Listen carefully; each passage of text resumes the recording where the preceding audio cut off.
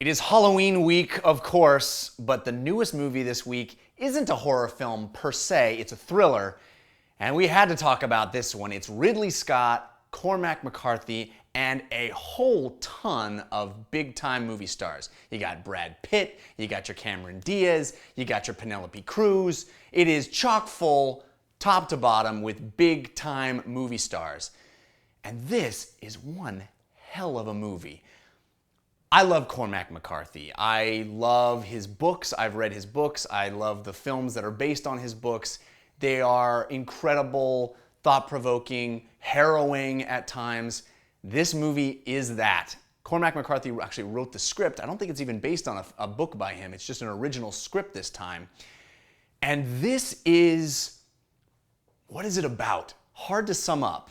It's about, if you forgive my lofty metaphor, it's about the poetry of fate.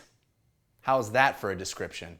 Not fate in the term of destiny, but fate in how we end up, the decisions we make, and where our lives lead. And if I can stretch that lofty description a little further, I think, like poetry, this movie is as much about what is left out as what is put in. I really like movies that have enough confidence to delay letting you know all the details for as long as possible. This movie sets people up like on a chessboard, and you don't really know how they are related to each other at first, and nothing is explicit. It's all inferred, and you get these little slices of life, these little sections of incredibly dense, interesting dialogue between characters, and little by little you start to piece together what the situation is. And much like a David Mamet movie, for example, a lot is just not described. We don't know exactly what the person does for a living or exactly what the crime that has been committed is.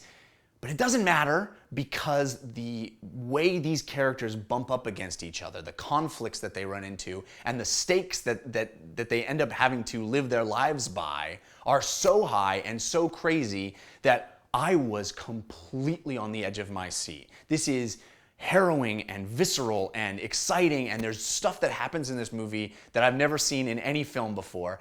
And the language that the characters speak with is so fascinating. There's these discussions that are in really a poetic form of life and love and death, and it had me on the edge of my seat as a thriller. I had my ears perked up as a musing on life, and it had me thinking as I walked out of the theater and in the days that have followed. I really like this movie. It's very dark. It's not easy to watch sometimes, but my God, what an experience. It's really like nothing else I've seen in quite a long time. The Counsellor, wow, really, really good.